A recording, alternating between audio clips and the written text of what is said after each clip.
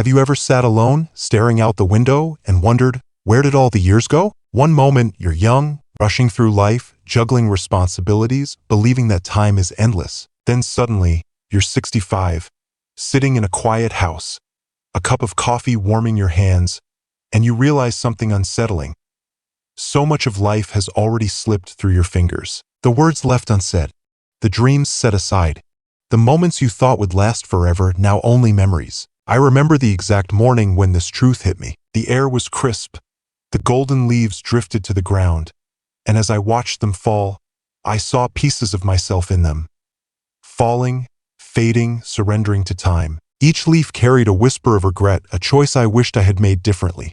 I had spent years chasing approval, holding on to past mistakes, and putting everyone else before myself until one day I realized something life-changing. Regret is only heavy if you keep carrying it. The moment you decide to let go is the moment you finally set yourself free. Today, I want to share 3 regrets I finally released after 65. The very things that kept me from living fully. And my hope is that by sharing them, you won't have to wait as long as I did to start living life on your own terms. So if these words resonate with you, if you've ever felt the weight of regret pressing down on your shoulders, take a moment to hit the like button and subscribe to Elderly Wisdom Story. Because sometimes, all we need is a reminder that it's never too late to rewrite the ending of our story. And trust me, the last regret will hit harder than you expect. I used to believe that the way people saw me was the truth of who I was. That their approval meant I was enough, that their silence meant I had done something wrong, that their disapproval was a reflection of my own inadequacy. So I lived carefully, too carefully, sculpting myself into someone who fit the mold. Never too bold, never too loud, never too much.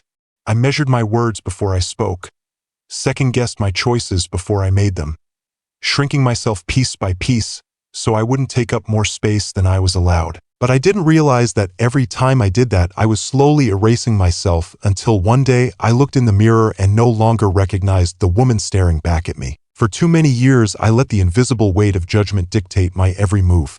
I dressed to avoid scrutiny, spoke to avoid offense, walked through life as if I were always on stage, waiting for applause that never came. And the worst part?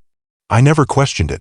I never stopped to ask myself, why am I doing this? Who am I really trying to please? Until one day, a seemingly small moment made me see everything differently. It was Thanksgiving. The house was filled with warmth, laughter, and the smell of roasted turkey. I had bought a dress for the occasion, a deep red dress, bold and beautiful, the kind that made me feel alive. I put it on, smoothed it down, and for a fleeting moment, I felt good. But then doubt crept in like a slow-moving fog. Would they think I was trying too hard? Would someone comment on how I should dress my age? Would they whisper after I left the room? I stood frozen in front of the mirror, my hands hesitating at my sides. And then, without another thought, I reached for something safer, something neutral, something forgettable, something that would let me fade into the background. That night, as I walked into the dining room, I blended in effortlessly, just as I always had. And do you know what happened? Nothing. No one noticed what I wore. No one cared. Not because they approved, not because they disapproved, but because they weren't thinking about me at all. That should have set me free. It should have been the moment I realized that I had spent a lifetime making myself small for people who were never even looking. But instead, it left me with an ache I couldn't name. How many times had I done this? How many dreams had I tucked away? How many times had I silenced myself, held back my laughter, swallowed my true thoughts, all because I was afraid of what they might think? And the cruelest realization of all? They were never thinking about me. But knowing that and truly living as if it were true are two different things. Because even when you see the bars of your own cage, it doesn't mean you know how to walk free. Even after that night, I still felt the weight of invisible eyes on me, still hesitated before speaking my mind, still softened my words so they wouldn't sound too sharp, still chose the safer option when my heart longed for something else. Then, one afternoon, I found myself sitting across from my grandson. He was fidgeting with his shirt, smoothing his hair, shifting uncomfortably in his seat. When I asked him what was wrong, he sighed and muttered, "I don't know. I just don't want anyone to think I look stupid." I felt my heart clench. Because I had been there. I had lived there. I had spent decades trapped in the same fear that was now staring back at me through his young, uncertain eyes. And in that moment, before I could stop myself, I said something I had never been brave enough to tell myself. In 40 years, you'll look back and realize none of it mattered. The second those words left my lips, they weren't just for him. They were for me. For the woman I used to be. For every version of myself that had ever hesitated, had ever stayed silent, had ever felt like she had to apologize for simply existing. And so I made a promise. A promise that I would stop living as if I were being watched, stop waiting for permission to take up space. I would wear the red dress. I would laugh without second-guessing the sound of it. I would let myself be seen fully, unapologetically, without fear. And do you know what happened? Nothing. The world didn't stop turning. No one gasped in horror. No one whispered behind my back. Instead, something incredible happened. People finally saw me. Not the carefully curated version of me, not the woman shaped by years of trying to be just right, but the real me. And the best part? The ones who mattered embraced me. And the ones who didn't? Well, they had never really been paying attention in the first place. We spend so much of our lives believing that we are under a magnifying glass, that every choice we make is being judged, that we must constantly adjust ourselves to fit into the narrow spaces we are given. But the truth? People are far too consumed with their own worries, their own insecurities, their own reflections in the mirror to be thinking about you as much as you think they are. And if they are judging? If someone has enough time to pick apart your choices, your body, your life, that says far more about them than it ever will about you. Letting go of this fear doesn't happen all at once. It takes time to unlearn the stories we've told ourselves, to silence the voice that whispers, "What will they think?" But I will tell you this, the moment you let go of that question is the moment you set yourself free. So if you still find yourself hesitating, still shrinking, still wondering if you are too much, let me be the one to tell you, you are not. You were never too much. You were simply never meant to fit into the tiny space the world tried to put you in. Wear the red dress. Speak your mind. Take up space. Laugh too loudly. Say no when you mean no. Say yes when your heart wants to say yes. Live in a way that makes you proud, not in a way that pleases those who were never meant to understand you. Because at the end of the day, the only opinion that truly matters is the one staring back at you in the mirror. And when you finally see yourself clearly, unfiltered, unhidden, unafraid, you will wonder why you ever wasted a single second caring about what anyone else thought. Letting go of what others think is one thing, but what about the voice inside your own head? The one that whispers at night when the world is quiet. The one that reminds you of everything you should have done, everything you should have said, every door you should have walked through but didn't. If fear of judgment steals your present, regret steals your past, piece by piece, until all you have left is the weight of what could have been. For years, I carried that weight. It sat on my shoulders in the quiet moments, in the space between conversations, in the silence of the night when the world had gone still but my mind refused to rest. I carried it when I looked at old photographs, faces frozen in time, some of whom were no longer here, some of whom I had let slip away. I carried it in the unspoken apologies, in the moments I let pride win over love, in the way I convinced myself that there would always be more time. But time is not kind to those who wait. I should have taken the job, the one that scared me, the one that could have led to something bigger. But I told myself it wasn't the right time, that I wasn't ready, that there would be another chance. There wasn't. I should have said I was sorry before it was too late, before the phone call stopped, before their name was written in stone instead of ink. But I thought there would be another day, another opportunity, another tomorrow. There wasn't. I should have spent more time with my children when they were young, when they still reached for my hand, when their laughter filled the house like music. But I was always too busy, always thinking there would be more time. And before I knew it, they had grown up, their hands no longer reaching, their laughter now belonging to a life they had built without me. Regret is not just a memory, it is a shadow. It follows you, whispering reminders of the things you can never change. And for the longest time, I let it haunt me, until one afternoon, I met a man who was older than me, his face lined with the kind of years I was still catching up to. We sat in a small cafe, strangers brought together by nothing more than the rhythm of passing time. And as we talked, he leaned back, sighed, and said something that lodged itself deep in my chest. If you think you have regrets now, wait until you're my age. It hit me like a cold wind, knocking the breath from my lungs. I had spent years looking backward, but had I ever stopped to consider what would happen if I never stopped? If I spent another decade, 2 decades, trapped in the same cycle?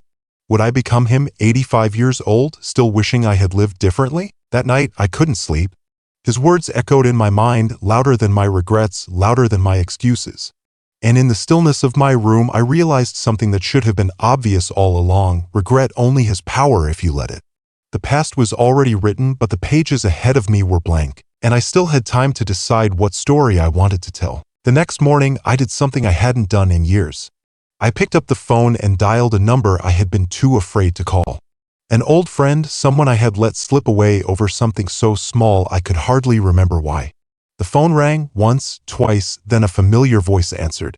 And just like that, the years fell away. I began writing letters, not to be sent, but to be released. Letters to the people I had lost, to the people I had loved, to the younger version of myself who had been too afraid to take risks, too hesitant to hold on to the things that mattered. And as I wrote, something happened that I never expected. The weight began to lift. The past no longer felt like a prison, but a lesson. One that had shaped me but no longer had to define me. And then the hardest part, forgiving myself for every mistake, for every missed opportunity, for every moment I wished I could take back. I had spent so many years offering grace to others, but never to myself. But what good was regret if it only held me captive? If I could extend understanding to the people I loved, why couldn't I do the same for the person I had been? Letting go doesn't happen all at once. It happens in pieces, in small decisions, in quiet moments when you choose to focus on what's ahead instead of what's behind. It happens when you stop asking what if and start asking what now. And so I chose to move forward, because we are not just the sum of our mistakes. We are not bound to the choices we made when we didn't know any better. We are not defined by the moments we wish we could rewrite. We are here now, and that means we still have time. Time to make amends, time to reconnect, time to forgive, and most of all, time to let go. I used to believe that saying yes was a sign of love. That the more I gave, the more I sacrificed, the more valuable I became. I thought that to be a good mother, a good wife, a good friend, I had to put myself last. And so I did. Again and again. I said yes when I was exhausted. I said yes when my heart whispered no, but my guilt screamed otherwise. I said yes when my body ached for rest, when I needed space, when I wanted, just once, to choose myself. And for years, I convinced myself that this was love. That giving endlessly without complaint, without pause, without expectation of anything in return was the highest form of devotion. But the problem with always giving is that people start to expect it. And before you know it, your time is no longer your own. Your life becomes an endless list of obligations, favors, responsibilities, things you never agreed to but somehow found yourself doing. I didn't realize how much of myself I had lost until one evening, after yet another long day of meeting everyone else's needs, I sat down alone in the quiet of my house. I had just gotten off the phone with my daughter, who had asked me to babysit the grandkids for the third weekend in a row. I had plans for myself, nothing extravagant, just a few hours of peace, a little time to do something that made me feel like me again. But as soon as she asked, the weight of guilt pressed down on my chest. And so, like always, I said yes. That night, as I sat there, drained and empty, I felt something shift inside me. A thought crept in, quiet at first, but then louder, stronger, impossible to ignore. I have spent my whole life making everyone else happy. When is it my turn? The question hit me like a wave, knocking the breath from my lungs. Because the truth was, I had never given myself permission to have a turn. I had spent decades waiting for the right time, waiting until everyone else was taken care of, waiting for someone to notice that I was tired, that I was struggling, that I needed something too. But no one noticed. And why would they? I had taught them that I would always say yes, that I would always be there, that I would always put myself last. I wish I could say that change happened overnight, that the next morning I woke up and suddenly knew how to choose myself. But habits like these don't break easily. Guilt is a stubborn thing, wrapping itself around you like vines, whispering that you are selfish, that saying no makes you unkind. And so, at first, I faltered. The next time someone asked for a favor, I almost said yes out of reflex. But then I stopped. I took a breath. And for the first time in my life, I said no. And do you know what happened? The world didn't end. My daughter didn't love me any less. My friends didn't abandon me. Life went on. People adjusted. And something even more incredible happened. I felt free. I started reclaiming pieces of myself little by little. I took walks alone without feeling guilty for enjoying my own company. I picked up old hobbies, things I had abandoned because I was too busy taking care of everyone else. I let myself rest without feeling the need to justify it. And I started saying no, not because I didn't care about the people I loved, but because I finally realized that my needs mattered too. It wasn't easy. There were moments when I felt the pull of old habits, the temptation to slip back into the role I had always played. But every time I chose myself, it got a little easier. Every time I reminded myself that taking care of me didn't mean I loved my family any less, I felt a little lighter. We are taught, especially as women, that love is sacrifice. That to be good, to be kind, to be worthy, we must give endlessly, even at the cost of ourselves. But the truth is, love should never require us to disappear. Love is not about saying yes to everything, to everyone, until there is nothing left of us to give. Love includes ourselves too. So if you, like me, have spent years putting everyone else first, waiting for someone to notice, waiting for your turn, let me tell you something I wish I had learned sooner. You do not have to earn rest. You do not have to justify joy. You do not have to wait for permission to take up space in your own life. Say no when you need to. Take up space. Make yourself a priority. Not because you love your family any less, but because you finally love yourself enough to know that you deserve it too. If there is one thing I have learned, it is that life moves forward whether we are ready or not. The past does not wait for us to make peace with it, and time does not slow down so we can fix our mistakes. And yet, for so many years, I lived as if I could rewrite what had already been written, replaying old conversations, wishing I had spoken differently, holding on to guilt that no longer served me. But the cruelest thing about regret is that it steals more than just the past, it steals the present. And if you let it, it will take the future too. I don't want that for you. I don't want you to wake up one day and realize that while you were holding on to yesterday, you lost today. I don't want you to spend another moment waiting for permission to be happy, waiting for the right time to start living for yourself. Because the truth is, the right time is now. Not next year. Not when circumstances are perfect. Not when everyone else is taken care of. Now. Because as long as there is still breath in your lungs, there is still time. Time to stop being weighed down by the past. Time to stop waiting for approval that was never needed in the first place. Time to stop being the person everyone else expects you to be and start being the person you were always meant to become. So let me ask you, what is one regret you are ready to let go of? Maybe it's a fear you've carried for too long. Maybe it's a past mistake that still lingers in your heart. Maybe it's a version of yourself you've been too afraid to reclaim. Whatever it is, know this, you are not alone in it and you are not bound to it. If this message spoke to you, share it with someone who needs to hear it too. And if you're ready to start letting go, take a moment to hit like and subscribe to Elderly Wisdom Story. Because together, we can remind each other that it's never too late to start over.